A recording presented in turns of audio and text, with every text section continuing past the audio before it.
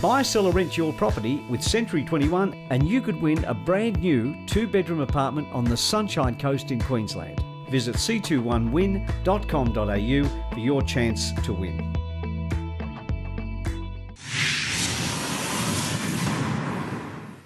Welcome back to Your Property Empire. Well, joining me on the show tonight is Steve Carroll, Head of Sales at realestate.com.au, and we've just been joined by Charles Tarbey, Chairman and Owner of Century 21 Australasia. Good to see you, Charles. Now, obviously, spring was a little quiet. What are your thoughts about summer? Oh, yes, I think it's going to be very encouraging with banks raising interest rates, banks putting on more or stronger requirements for borrowers. And you're happy about that, aren't you? I am. Banks withdrawing from some locations, banks withdrawing from certain types of lending like community title and so on. I think it just makes it a little bit more sensible. It's going to take us into a more sensible marketplace, which I sort of was hoping for this time last year. But with a reduction in interest rates, it kicked on a little bit more than it should have. Steve, how do you see things at realestate.com? Well, listings have been quite low, certainly year on year. We've seen things pick up a little bit over the last 2 or 3 weeks. And in fact, Charles, this Saturday, we've got, I think, 3,500 properties going to auction, which is a pretty big number for us if we look back over the last 10 or 11 months. It should be interesting how many of those we chatted earlier, of those properties that go to auction might be put on the market before the auction date itself. That's a real indication of where the marketplace is at this point in time. So I'm looking closely at that too. Now, we always have these big Saturdays and things like that. Are there some specific auction dates coming up next year that are going to be big numbers? Can't talk about next year, but certainly we're watching this Saturday, as I just mentioned to Charles. You know, we think this Saturday is going to be a biggie. And, you know, 3,500 already. And that's compared to how much is it? What's a normal week look like?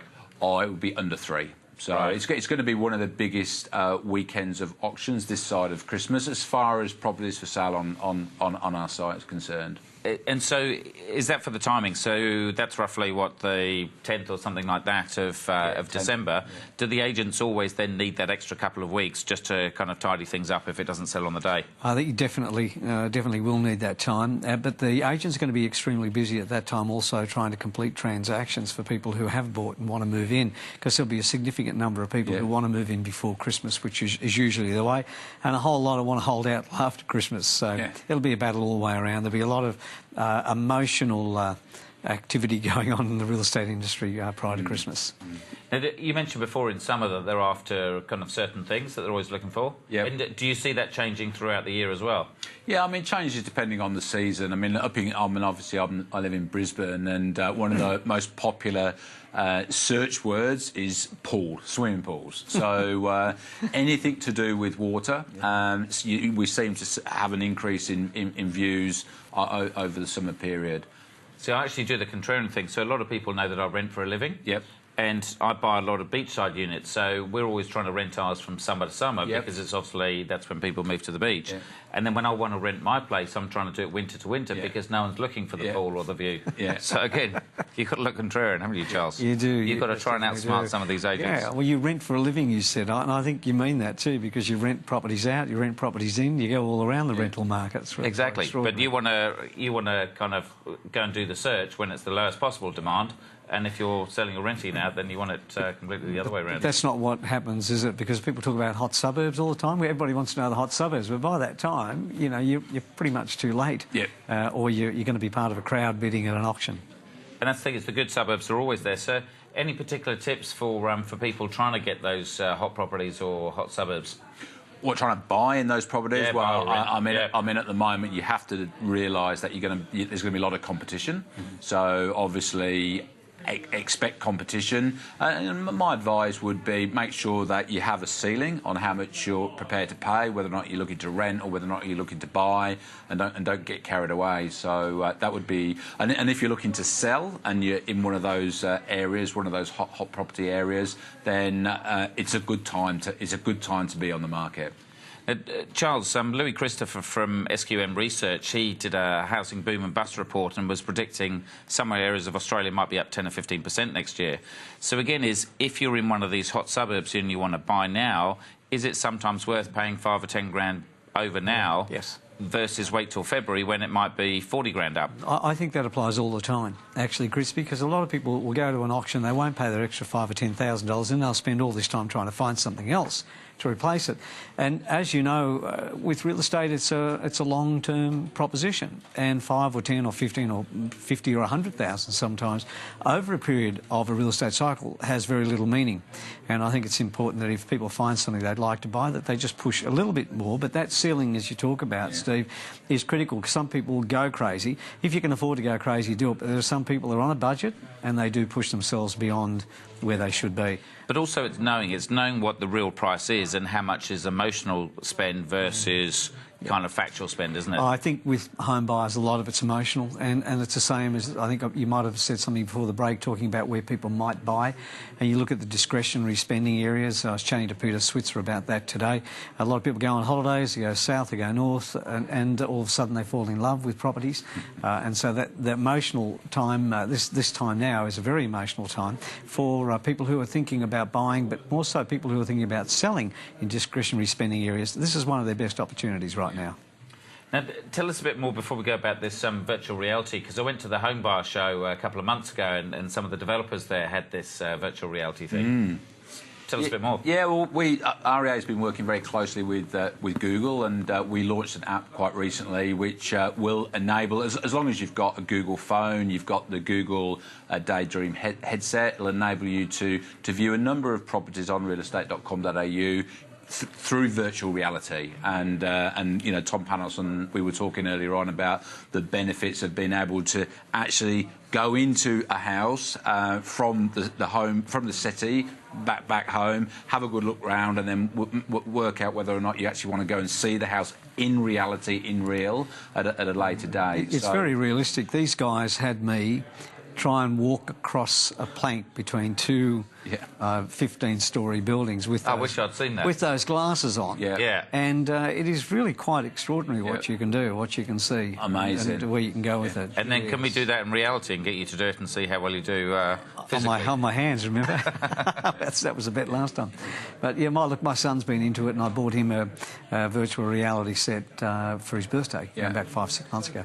And he loved it. And there's only certain things you can do with it right now in games and whatever else, but it's quite extraordinary. Yeah, and I think it's going to certainly have impact real estate, but also the travel industry. Because imagine, you know, you're choosing, shall I go to Paris, shall I go to Barcelona? Well, through virtual reality, you can actually spend time in both cities and still be in Australia. Incredible. Sounds good. Changing world, Charles, all these youngsters coming in. They are. Now, let's jump to the auction numbers. They've been pretty average, an average across the period of time in the sense of their numbers. They were 76 last week, 75 this week, so only slightly down.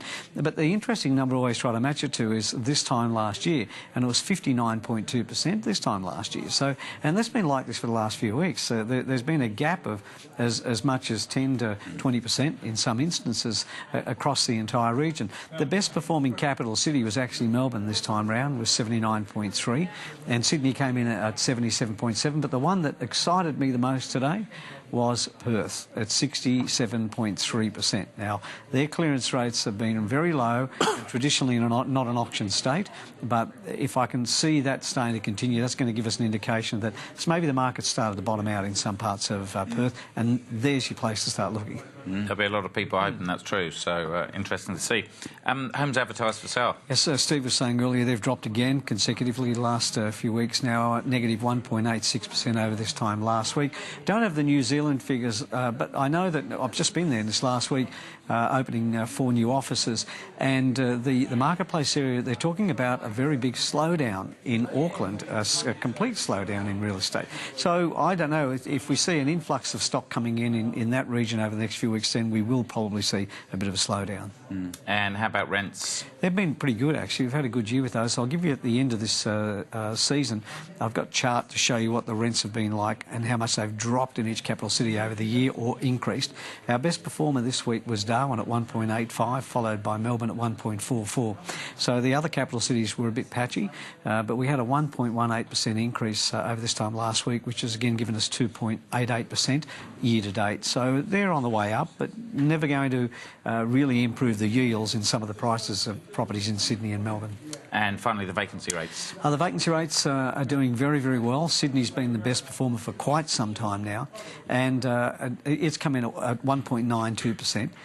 You've got also Melbourne, that came in at 3.29%, and Perth, danger zone again, back up to 10.5%. So that's taken us over the fives in vacancy rate, namely due to Perth. And it impacts on my business. I have a large property management portfolio over there in Perth. And when the vacancy rate's at 10+%, it's affecting everybody. Landlords, real estate practitioners, agents are okay, but the people that are benefiting probably are the tenants. Yeah, wonderful. Quick 10 seconds. Thoughts on 2017? Good or bad for property? I think it's going to be slow up until Easter. Fingers crossed that after Easter things will pick up. Steve Carroll from realestate.com. Charles Tarbey from Century 21. Thanks for joining us. Thanks for joining us at home as well. We'll be back next week for the last show for 2016 for Your Property Empire. Until then, I'm Chris Gray. Good night. The information featured in this program is general in nature and therefore should not be relied upon. Guests appearing on the program may have commercial arrangements with some of the companies mentioned. Before making any investment, insurance or financial planning decisions, you should consult a licensed professional who can advise whether your decision is appropriate for you.